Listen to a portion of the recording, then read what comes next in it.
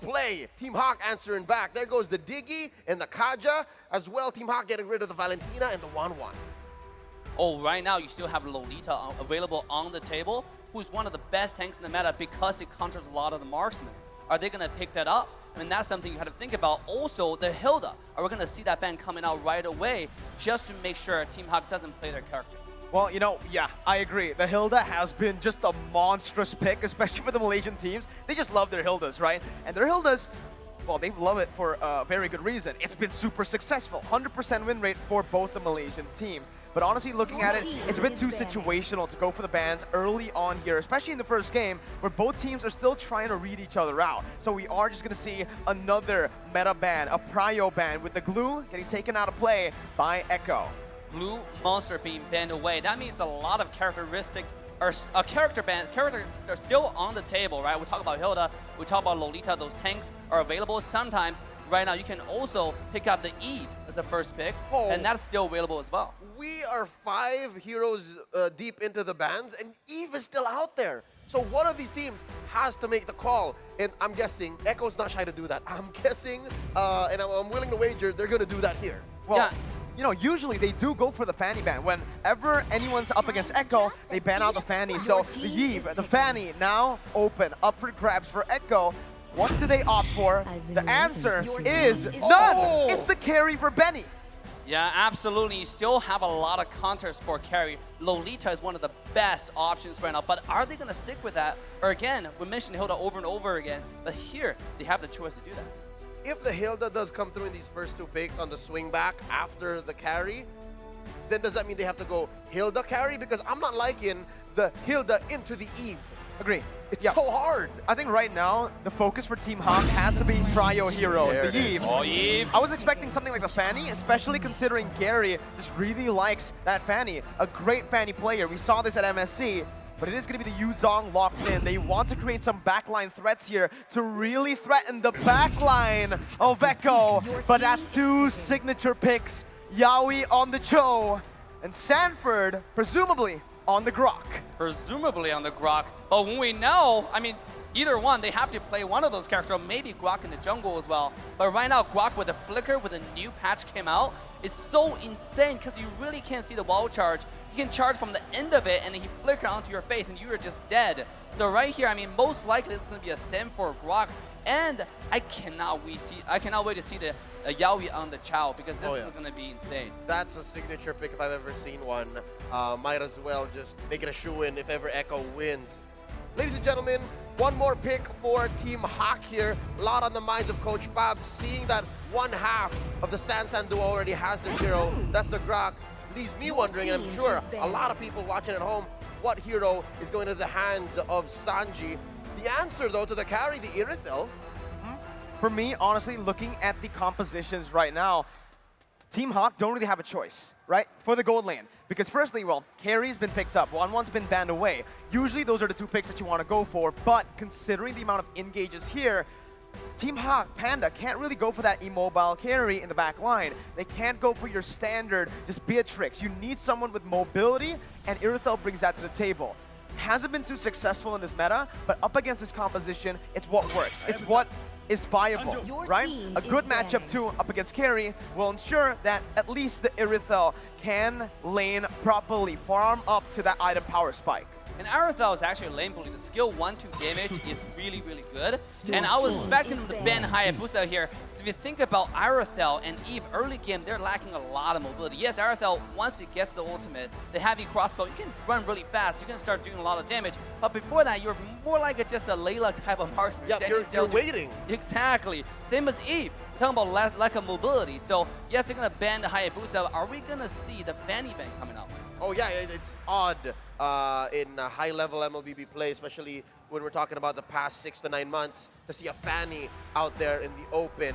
And now that we're taking out junglers, given that Team Hawk nor Echo have a clear answer, there, speak of the devil, banning out the Fanny. Too risky to actually leave it open, right? They do have the first pick, but it just shows you that Team Hawk have another pick up their sleeves, yeah, right? I mean, you don't want to Fanny into a Grok or a Cho. Exactly. There's a wall, there's a lockdown ability too for the Fanny, but it's just a good setup for Echo too. Right now, Martis being banned away. Gary, first pick in the second phase for Team Hawk. Right now, I mean, Team Hawk, they miss ball control. I mean, look at their comp right now. Iris now, yes, you have slow, but you don't have hardcore CC. So you're missing those key engages. Are we gonna see the Lolita coming out to initiate those fights so we can have follow-up damage? Yep, there's nothing on demand. There's nothing that can confirm, like with very little clapback, because right now, it's only really that Yu Zhong, right? Petrified, Without the ult, Yeah. without the combo, you're waiting on cooldowns. Dyroth. It looks like they're holding it back. This is a signature pick for Gary, and the swing back from Echo, it's very fast. They go ahead, get that Farsa. They're fighting on range for range here. Now you can really understand why they went for the Ling Band, the Martis Band too. Just two heroes that can really threaten the back line. That's very present here for Echo. And the final pick, it is going to be the Grok into the jungle. Lapu picked up for Sanford in the XP lane. Final pick for Team Hawk up against this composition. They need dive. They need someone to be able to help the Yu Zhong, or perhaps someone to just help the back line. You need to choose between the two. What do you think?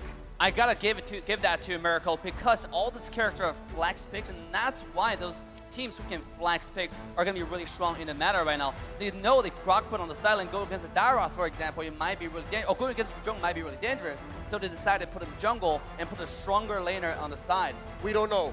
There was a time in MPLPH for like 3 or 4 months that Cho went into the jungle. That's not out of the question. True. Oh, you're right. But knowing Yaoi, I mean, right? knowing Yaoi, right? Knowing Yaoi, the Cho's probably going to be on him, and here it is. The Hilda. You called it. It's the Hilda. The Malaysian Hilda. It's so scary, dude. I mean, again, 100% win rate. Todak used this, destroyed Kyrie. Then Team Hawk used it, destroyed the Valley.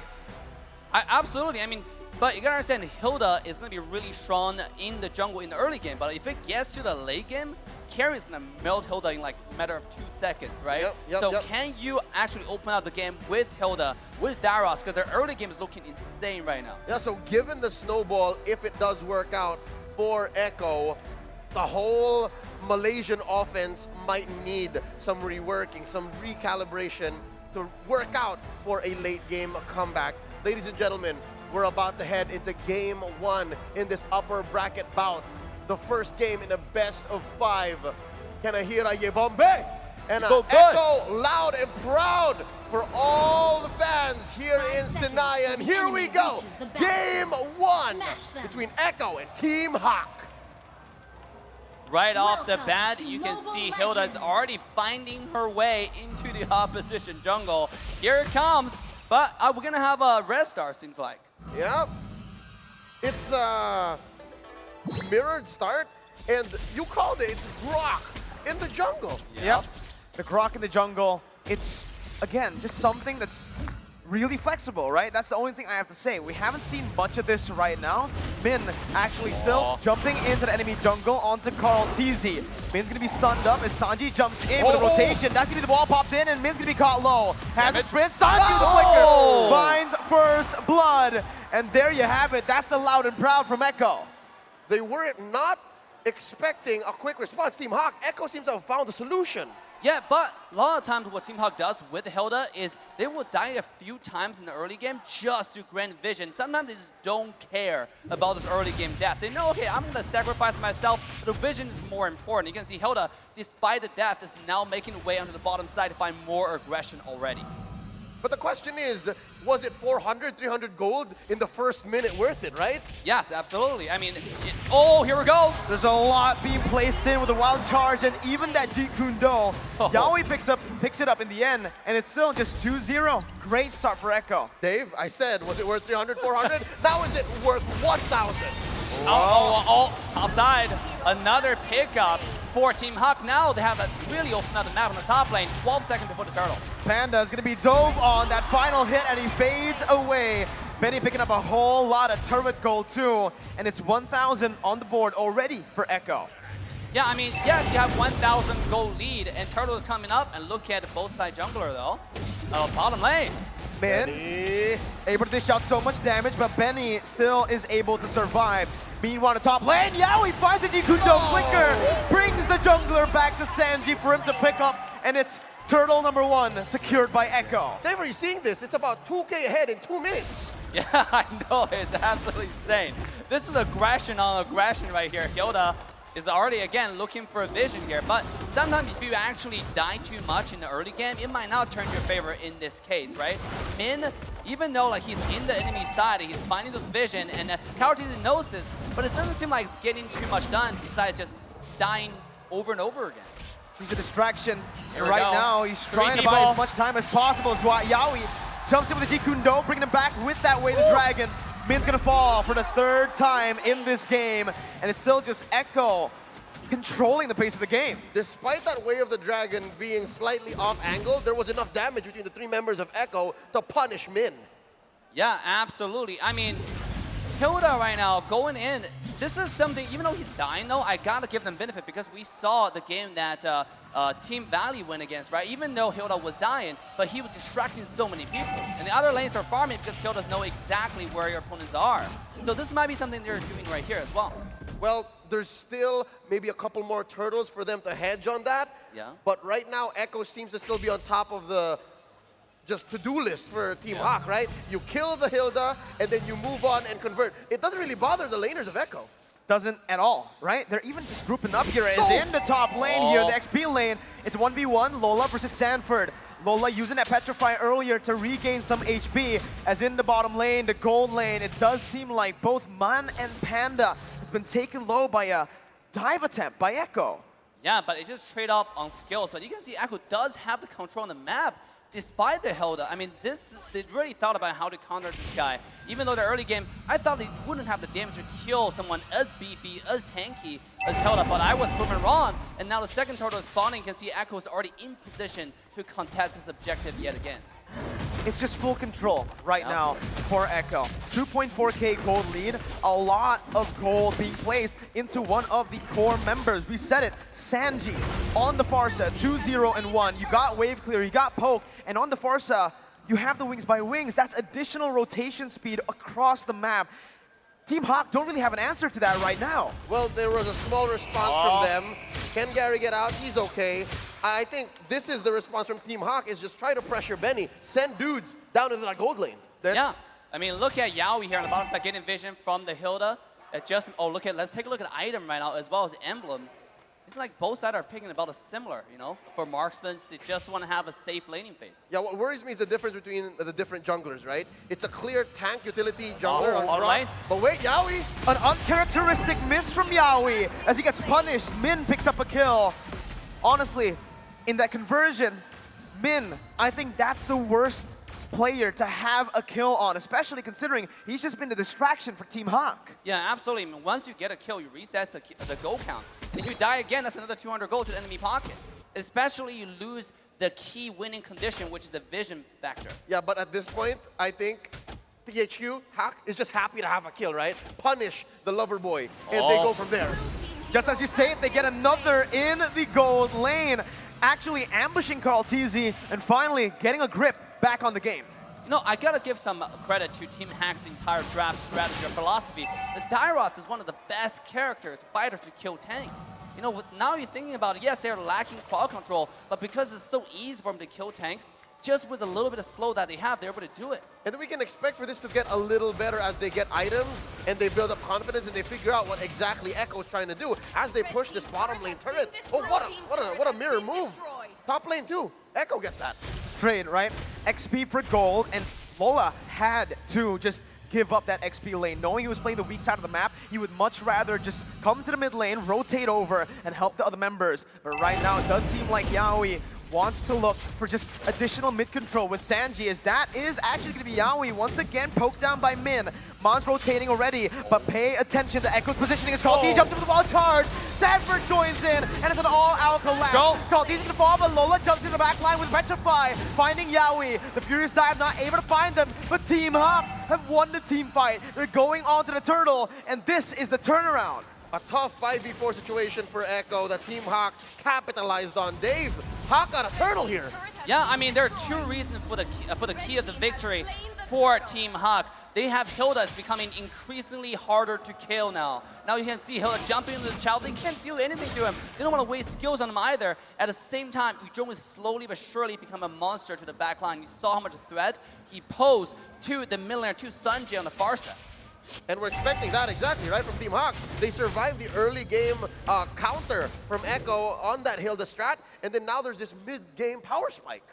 The mid-game power spike is going to be quite massive for both of these teams, like looking at their compositions. But honestly, I do feel like the later the game goes, it's so even. Both teams have just drafted themselves for a very good early, mid, and even late stage. It does seem like Echo's making a comeback here. I mean, sorry, Team Hawk is making a comeback. Look at Echo's marksman. Look at Benny QT on the carry. 58, 6,000 gold, about 1,200 gold ahead on the opposition. This carry is going to be an absolute unstoppable force in a little bit. Yeah. Early pop on the veteran. There we Here go. comes Lola. Black Dragon formed by Lola, trying to find someone out. Caldeezy is going to be petrified there, but does have the wild charge to get out. Now Team Hawk once again jumping in. Yaoi going to be able to find the way to the Dragon, but it's going to be brought back to the team. Panda with an amazing position right now, but it's going to be Benny QT free hitting as well.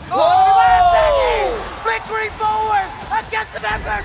Benny QT still able to find some damage before getting shut down by Min. Sanford now running back. It's a 3-for-2.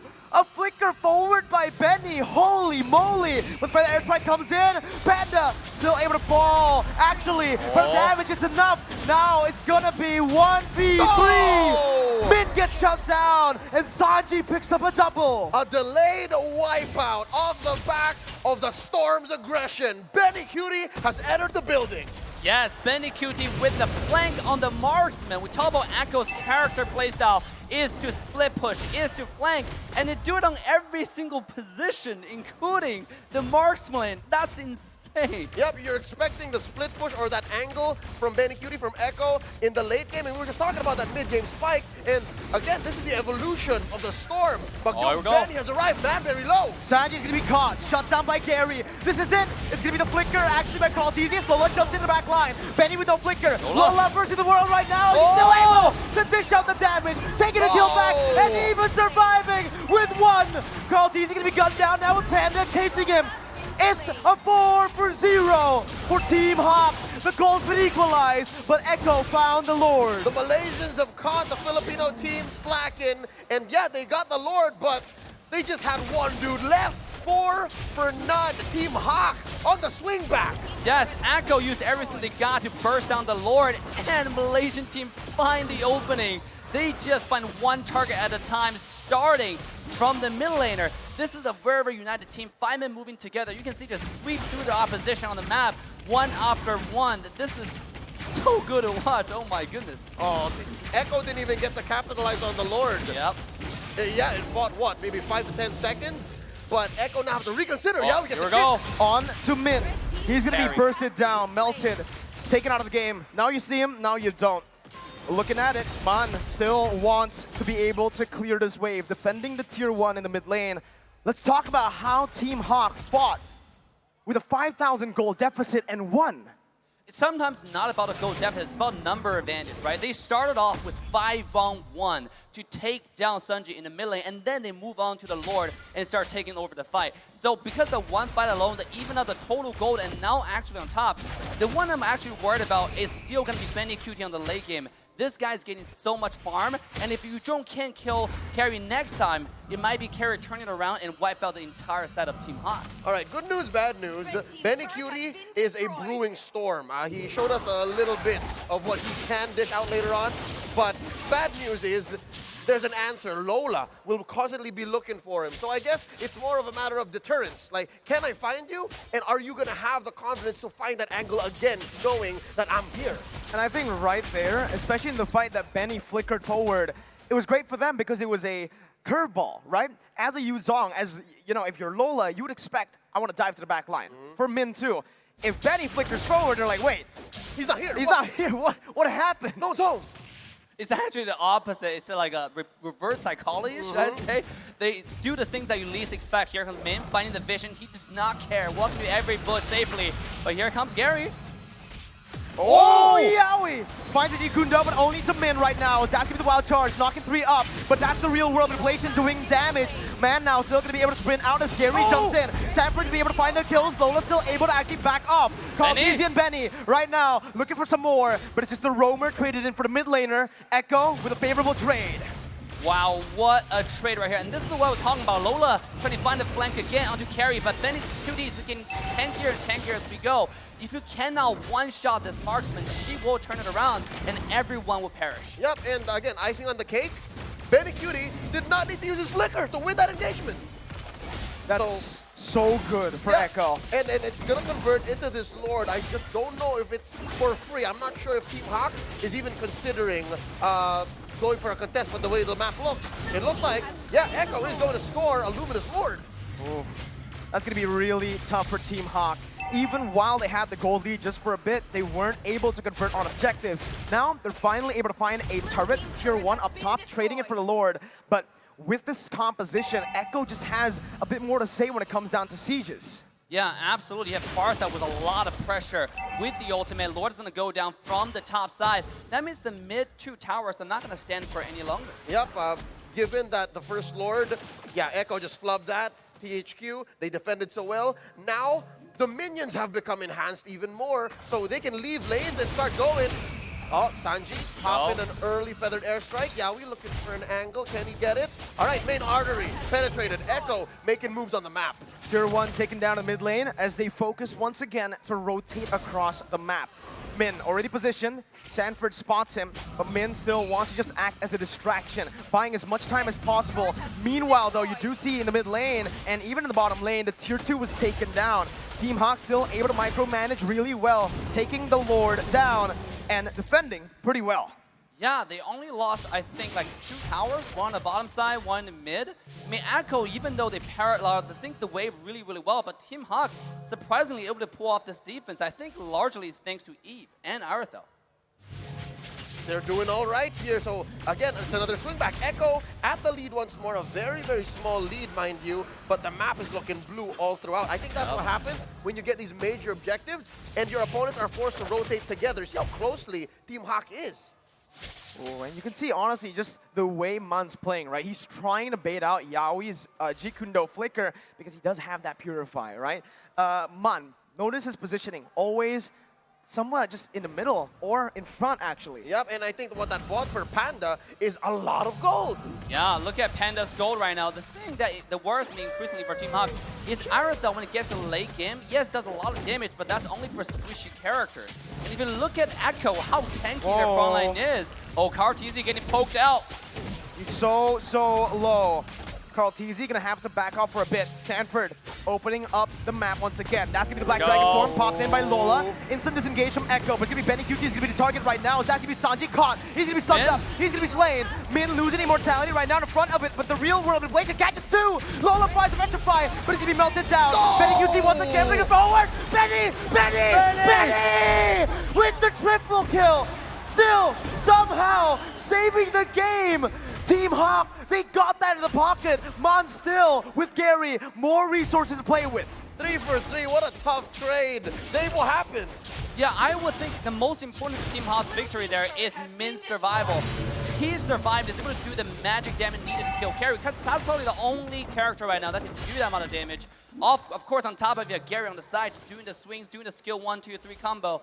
So I think that's the only reason that Benny Kuti got taken down. If this character stays alive, that could be Echo complete sweep and could have been again, actually. Yep, in the long run, it seemed like Echo was out of the woods. It seemed like they baited out almost every possible ult that THQ could put on the map, but so far, it looked like THQ were hiding some aces, hiding some kings, and now look, Yaoi.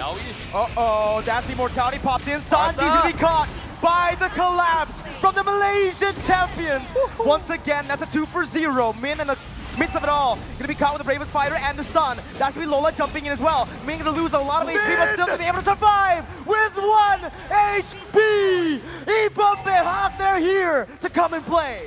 Oh, check the base. Benny Cutie had to go home and defend. Karteezy just whacking away at these minions one at a time. It looks like the split push kings are the one who's gonna get split pushed themselves. THQ converting into a straight Lord. It's a luminous Lord for the Malaysians. What a play from Team Hawk. And I gotta say, I see a different level of Team Hawk right here. They're so disciplined. They go on 1 target at a time. Despite the fact that Main was zoning the entire backline of Team Echo, he quickly made a comeback to reunite with Lola to win that team fight and eventually survive with Sliver of Health. I'd say maybe in the 5 or 6 major team fights in this 17-minute game, Team Hawk have been so good on the recovery. On a mechanical level, you'd say Echo are just waiting for battle spells, waiting for ults, right? But Team Hawk always have that next level, always have that decision after the post-engage. 3.5k gold lead. The 17th minute of the game with the Evolved Lord, Enhanced Lord still marching down in that bottom lane. This is a tough defense. Can Echo do it? Looking for that first engage. There's a feather there, strike. Slowly but surely, Team Hawk making their way in. Black Dragon form! Lola into the midst, jumps in, gets out with the Furious Dive. That's going to be the bravest fighter, catching Panda. Instant flicker away by Panda right now. That's going to be Sanford, still surviving. Echo have cleared the Lord out. Team Hawk deciding to go back to the mid lane. Gets the base turret down, rotating up top. Yaoi! Finds Panda! Furious Dive pops in. Betty UT finds the kill on the Panda as Lola's going to be caught. Immortality pops, and that's Lola falling to the hands of Benny. But Team Hawk have taken 2 base turrets. At the price of your inhibitors, Echo have gone with a stellar defense, and they've sent Team Hawk packing, going home. How can Echo capitalize? I mean, Echo at this point, there's not enough minion wave, and also Team Hawk made a really good decision to retreat really fast. Let's take a look at the team fight. It started off from Yaoi really decisive engage, and I gotta see the wall from KRTZ is insane over there. Just blocking 2 people away, you can see Team Hawk just quickly retreated. They want to make sure you don't capitalize on the death. Oh! Yaoi saved the game with the Weighted Dragon now getting caught. Team Hawk looking to capitalize as Echo disengages. Min jumping in, looking for a play. Sanford gonna be caught low as Gary jumps in for damage. Charge connects on the 2. Min's gonna lose the immortality as Gary once again is looking for some damage. Benny gonna be caught. Panda does some damage back. Winner nature! Benny finds the killing spree. Bravest fighter to the back line as Panda's gonna be stunned up. That's Sanford dealing so much onto Panda. But here's Lola as well. Panda gonna be taken down. Lola to the back line. Benny with a flicker out. Gary's still low. Benny chasing. It's a shutdown for Benny QT. Damn you, Benny, why are you so good? 11-3-3. Gonna go ahead and help Sanji clear out, but that could have been so much worse for Echo. Team Hawk getting real scrappy. They know they're ahead, but Echo still know the right decision at the right time. The map is against them, but so far it's not over. Here's an Evolved Lord. Dave, what's this Lord looking like? Chances for either team to get it? I mean, it seems like it's going to be 80-20 for the favor of Echo right now. They have 4 up compared to only 2. And on top of the fact that here you have Retribution from KRTZ, and you have this Shredder from Carrier. Look at Benny QT just losing the drop-in HP of the Lord in a matter of seconds. Benny.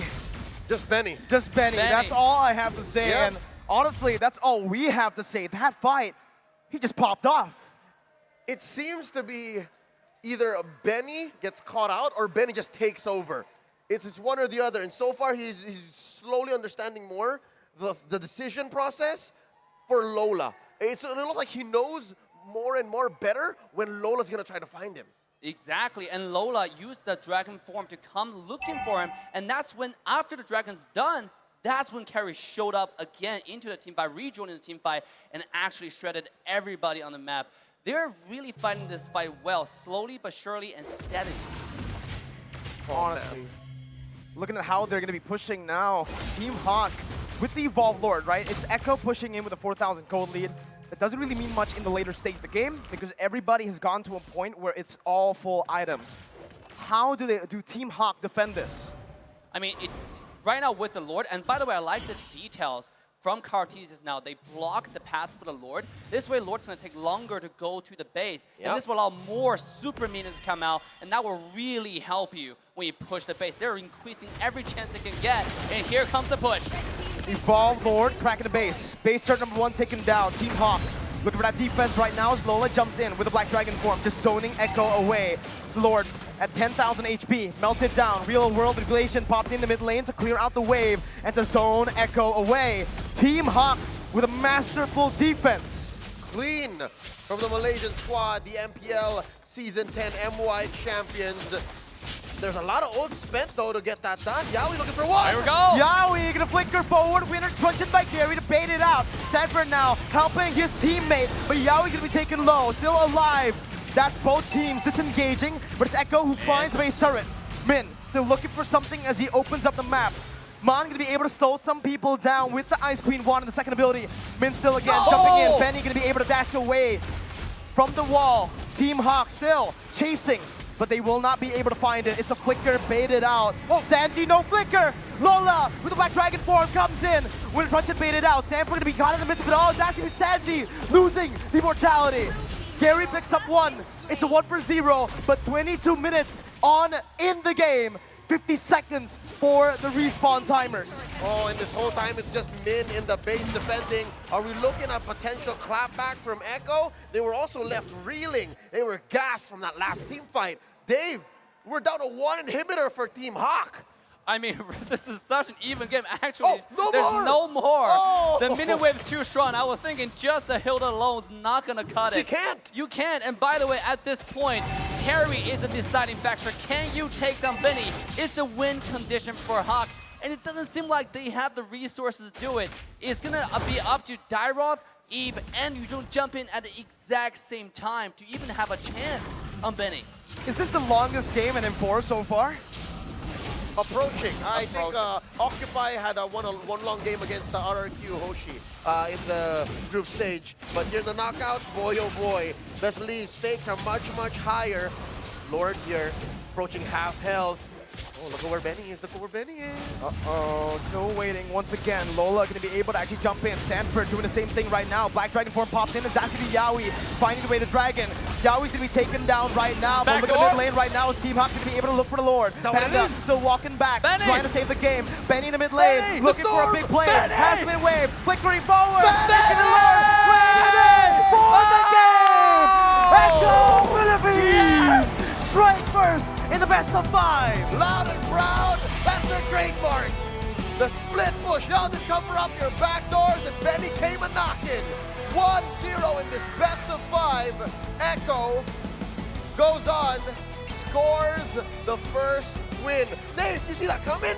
Yeah, well, when you pointed out about Benny's position, I think the entire stage, the entire world was looking at him just quietly and secretly planning the backdoor, and they did it. You cannot look for a jungler to backdoor. For Echo, is their marksman. Well, they've done this 2 times now. They've, at this point, for me, countless times. But did you see where exactly Benny set it up? He set it up from such a long angle. What, was that river? Mid-river? Yep. And it was top side, right? So he was away from the fight. It was such a risky play to go for, but he just did it. Oh, wow. Chad Benny. Flickering forward, waiting in the bush, making the risky plays. But if it pays off, it pays off, man. They got the game. You see the face on Coach Tick and Coach Treb? It's both unexpected and just as planned. So this is something straight out of the Echo playbook. I mean, absolutely saw the time with the engage, right? Just when Benny was about to split push. That's when the entire team collapsed on Team Hawk to distract them and making sure that Benny has the chance, has the time necessary, the extra 2 seconds to take the win. Yeah, and this is exactly where the aforementioned Echo mic check is going to matter, because there's got to be some complex way that was set up, right? But for now, we would like to remind everyone of the M4 Battle Night. It goes live this January 21st. Expect loads of events and rewards up for grabs in game. First off, complete battle tasks in the game on January 21st to get a skin choice chest. You can choose a skin you like the most from the chest. I would choose a hero that you made.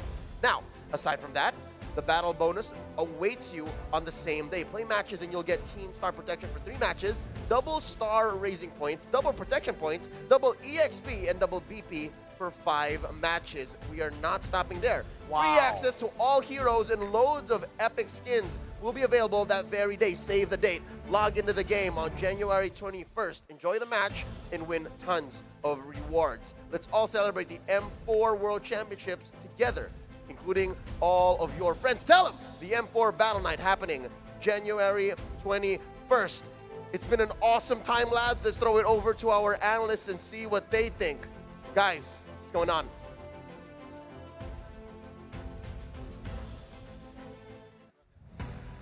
All right, here we are. This is Analysis Treks today, along with Wolf and Gideon. How are you guys feeling after that insane game? I don't know how to feel, but this guy, man, I have to ask you, why does it have to always be Malaysia, and why does it always have to be Echo when it comes to those backdoor plays? And of course, Malaysia with I don't know, always the nail biter series. Look, we like to play interesting games. We like to give the best of Mobile Legends. And come on, was that not the most interesting game so far? That's what I thought. Most definitely a very, very interesting game. I mean, from start to finish, from draft until that final split push moment. But before we jump too much into the end, how do you feel about the draft, Wolf? Yeah, I thought that it was just about a mid-game for the side of Team Hack because of the sustain lineup that they have. When it comes to Echo, what they needed to do was to make the most out of the early game because their composition is for bursts. And whenever they don't have the ultimates, they don't have the team fight integrity. So they had to make the most out of the early game and make BenQ the Hurricane or the Typhoon that we're looking for. Unfortunately, Team Hack found an opening in the mid game. AD didn't let go. Honestly, it could have gone a lot worse for Team Hawk. In a lot of situations, it was extremely, I would say, pretty much game-ending for a gold laner. Again, mid lane got involved. Hilda dying so early on, giving Grok the level advantage, which made all the difference. Coming down to the bot side, hitting level 4 perfectly, making sure that Panda dies. So many things could have gone wrong, and that pushback during that mid-game making all the difference. However, my biggest concern was with Lola. Was he able to kind of make the difference? And yes, he did in those team fights. I mean, you could almost argue that if it wasn't for the sneaky play at the end, Team Hawk would have won that game, right? They were winning in some of the team fights. It almost seems like their composition was paying off towards the end. And speaking of gold laners, we had the carry, we had the Aerithal. How are you guys feeling about it? Yeah, I thought that one of the better Aerithal usages that we've seen so far, because the way that they approach is that they went in a face-to-face approach wherein they went to kill anyone who's like fronting for the side of Echo. As you can see, with the items, the Aerithal had a decent KDA, but that doesn't reflect his effect on the game that we saw when he was battling up against BenQ. And I mean, at the end of the day, it does come down to the gold laners making the difference. I mean, again, you got to stop the real world manipulation. You have to stop the feather to airstrike at the same time. So the difference maker comes down to the gold laners, and that's where we have to talk about the interaction, right? Carry generally is quite short range overall, and Aerithal can forcefully make you at least carry have to walk up to her, giving her a single auto attack advantage every single time. And that's the reason why BenQ is, I would say, one of the better carry players because of his positioning. It kind of makes me feel like he's masterful when it comes to the range of the carry as well as the timing. You never see him waste the flicker. Sometimes he even gets and uses the flicker to go inside the fights. Unfortunately for this game, he was punished many times, but there were some big flares coming out from BenQ. Apart from the split push that he did, his teamfight presence was really felt in this game. Honestly, I want to know what Trex has to say about this, especially when it comes down to the draft, because we were going back and forth on this. Yeah. I mean, I feel like in the beginning, Echo definitely had a huge advantage, not only because of BenQ towards the end game, but I feel like with their set potential, Carl TZ picking up the Grok in the jungle and made it work so well. Able to make some big sets. There was, I think it was second Lord, first Lord, the runaway, him re-engaging, I mean, just overall. But now, as we come into the next session, take a look at some of those gold counts. Oh, wow. So close, ever so close.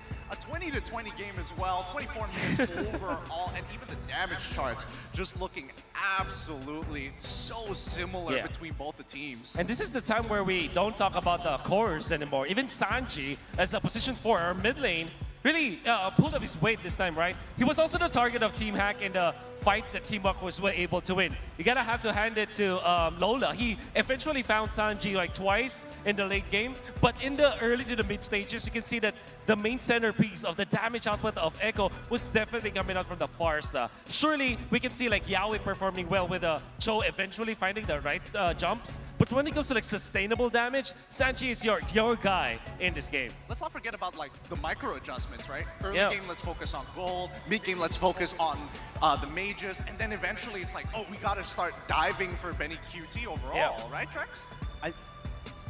I think the most interesting thing to me right here was the fact that even on those charts right there, it seemed like Echo was kind of winning out a bit, right? It seemed like it was close, but in the end, Echo had a bit more. But the fact that Team Hawk was able to continuously bounce back into the mid game, bounce back, make plays, win out in some of that sustainability, and come out in a lot of those team fights. The major pick for me, I think, was that Yuzong, right? I mean, just crushing it, making some of the plays happen, and Yawi eventually started to get the kicks onto Min instead, not really able to target down onto the Aerithil, not really to make some of the most important Way of the Dragon kicks, and in the end they kept catching Yawi, and that was a moment where Team Hack could have almost had the game.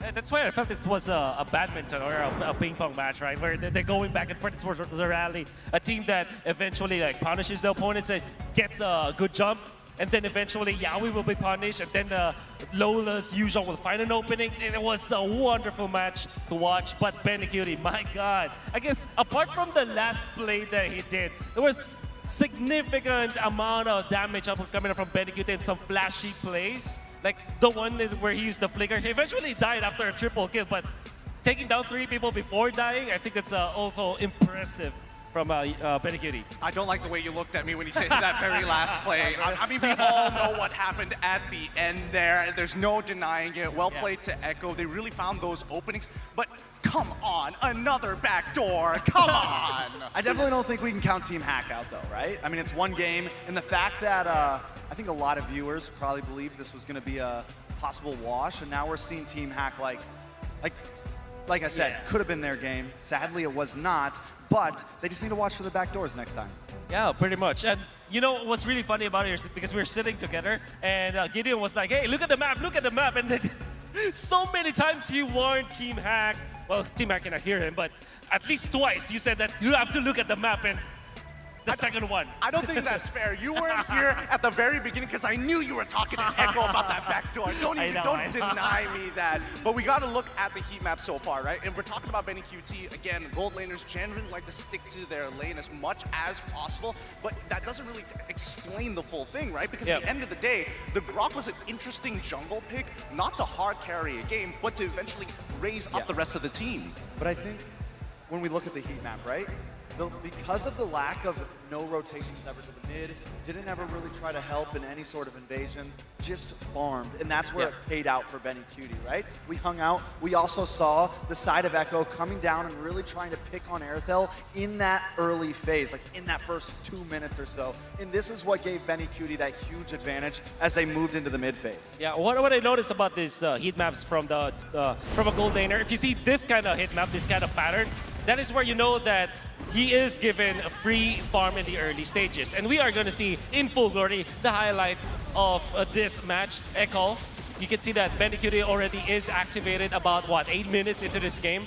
And there were so many times that everybody's really stepping up. There was a time where there was a jump while using the wall charge coming out from THQ that kind of salvaged the game. There were many jumps coming out from Lola and Yawi. So I don't think that this is a one-sided match at all.